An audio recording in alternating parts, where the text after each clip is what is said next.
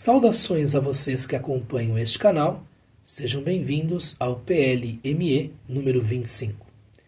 Neste vídeo falaremos da primeira porção da entrada de número 33, ou capítulo 33, do Manual de Epicteto, como sempre usando a tradução de Aldo Dinucci e Alfredo Julian. Mais detalhes aqui na área de descrição do vídeo. Também na área de descrição há um link que leva você para um formulário, você pode preenchê-lo caso queira ter aulas de inglês comigo. Então, caso tenha interesse, queira conhecer minhas condições, minha proposta, entrem no formulário e o preencham. Muito bem, então sem mais delongas, vamos a esta primeira parte da entrada número 33, talvez a mais longa de todo o Enchiridion. Vamos de 33.1 a 33.9. Fixa a partir de agora um caráter e um padrão para ti próprio, que guardarás quando estiveres sozinho ou quando te encontrares com outros. Na maior parte do tempo, fica em silêncio ou com poucas palavras fala o que é necessário. Raramente, quando a ocasião pedir, fala algo, mas não sobre coisa ordinária. Nada sobre lutas de gladiadores, corridas de cavalos, nem sobre atletas, nem sobre comidas ou bebidas, assuntos falados por toda a parte. Sobretudo, não fales sobre os homens, recriminando-os ou elogiando-os ou comparando-os. Então, se fores capaz, conduz a tua conversa e a dos que estão contigo para o que é conveniente. Porém, se te encontrares isolado em meio a estranhos, guarda silêncio. Não rias muito, nem sobre muitas coisas, nem de modo descontrolado. Recusa-te a fazer juramentos, se possível, por completo, se não, na medida do possível. Põe de lado os banquetes de estranhos e de homens comuns, mas se um dia surgir uma ocasião propícia, mantém-te atento e jamais caias na vulgaridade, pois sabe que, quando o companheiro for impuro, quem convive com ele necessariamente se torna impuro, mesmo que, por acaso, esteja puro. Acolhe as coisas relativas ao corpo na medida da simples necessidade, alimentos, bebidas, vestimentas, serviçais, mas exclui por completo a ostentação ou o luxo. Quanto aos prazeres de Afrodite, deves preservar-te ao máximo até o casamento, mas se te engajares neles, é preciso tomá-los conforme o costume. No entanto, não sejas grave nem crítico com os que fazem uso deles, nem anuncies repetidamente que tu próprio não o fazes. Se te disserem que alguém maldosamente falou coisas terríveis de ti, não te defendas das coisas ditas, mas responde que ele desconhece meus outros defeitos, ou não mencionaria somente esses. Muito bem, então aqui, nesta primeira parte da entrada de número 33, nós temos uma série de recomendações aparentemente avulsas, que têm entre si a característica da moderação ou da temperança, ou do comedimento, né? Moderação, temperança ou comedimento. A chamada sophrosine. Praticamente o fio condutor aqui é o comedimento, o não ultrapassar certas fronteiras, o não ser excessivamente, enfim, vulgar ou ávido, qualquer coisa assim, né? Então vamos ver o que ele nos diz.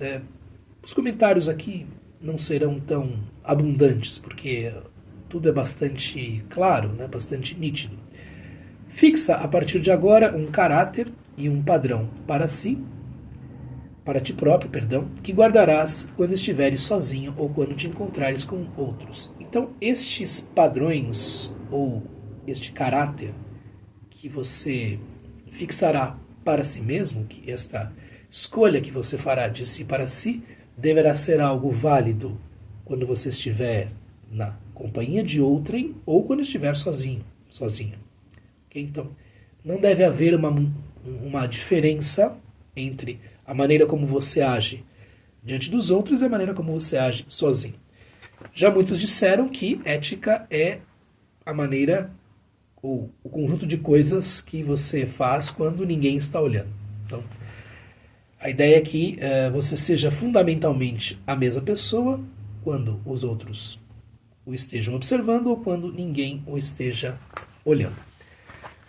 E aí, a partir de 33.2, nós temos observações específicas, sobretudo que dizem respeito à convivência com os outros, a situações sociais.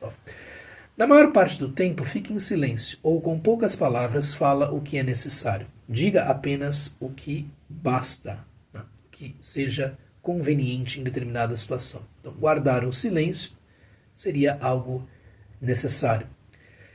Especialmente se você não está lidando com pessoas que tenham educação filosófica. Então, imaginar alguém tão loquaz, tão eloquente e, enfim, tagarela mesmo, como Epicteto dizendo guarde silêncio quando não estiver lidando com pessoas que receberam ou que pretendem receber educação filosófica.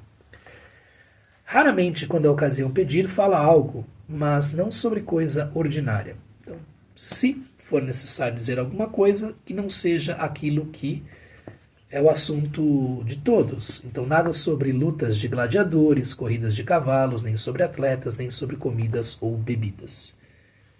Se ele vivesse hoje em dia, diria nada sobre influencers, sobre a vida dele, sobre a fazenda, sobre BBB, etc, etc. Que são os equivalentes daquilo que ele nos coloca aqui. Assuntos comentados, falados por toda a parte. Então não são esses os assuntos sobre os quais um filósofo, ou aquele que queira ter uma educação filosófica, aspire a ela, deve se debruçar. Sobretudo não fale sobre os homens, recriminando-os ou elogiando-os ou comparando-os.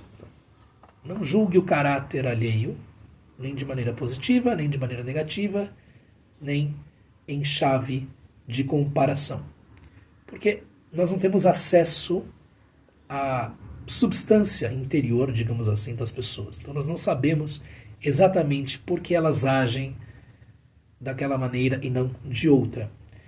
Então, não tendo acesso a isso, não conhecendo os pormenores da vida interior dessas pessoas, este tipo de hábito, né, que infelizmente todos nós temos, é algo inútil, na melhor das hipóteses, né? Quando não, francamente, daninho, né? Quando não, simplesmente algo feito por um espírito de fofoca, digamos assim. Então, se fores capaz, conduz a tua conversa e a dos que estão contigo para o que é conveniente, né? Para aquilo que é, enfim, conveniente para alguém que tenha uma formação filosófica, né? Porém, se te encontrares isolado em meio a estranhos e pessoas que tratam de assuntos sobre os quais você não tem nenhum domínio ou mesmo nenhum interesse, fica em silêncio. Guarda silêncio. Depois, não rias muito, nem sobre muitas coisas, nem de modo descontrolado. E aqui há um reparo a fazer, porque Zenão de Sítio, o fundador da escola estoica, ao que tudo indica, teria morrido de tanto rir. Então ele teria visto um burro comendo figos, alguma coisa assim, e teria dado tantas gargalhadas, já bastante idoso, que não resistiu e morreu. Mas, de um modo geral, os estoicos acreditavam que esta sobriedade diante do riso seria algo absolutamente necessário.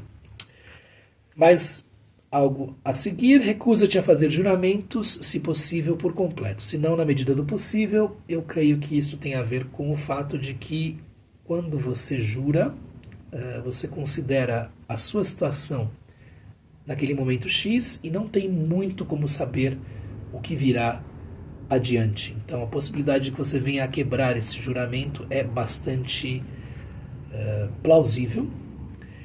E quebrar juramentos para um antigo era incorrer em algo que desagradaria aos próprios deuses, porque esses juramentos muitas vezes eram feitos invocando-se o nome dos deuses, tomando os deuses por testemunhas, ou ainda sobre uma tina d'água que representaria a água do lago ou rio Letis dos reinos infernais. Então, tudo isso era considerado muito sério. Então, não fazer juramentos talvez fosse o melhor. Põe de lado os banquetes de estranhos e de homens comuns, mas se um dia surgir uma ocasião propícia, mantém-te atento e jamais caias na vulgaridade. Então também os banquetes, de acordo com Epicteto, seriam más situações em que talvez as companhias não sejam as melhores, talvez os assuntos não sejam as melhores, talvez as circunstâncias que se apresentem não sejam as melhores para alguém que tenha um temperamento filosófico.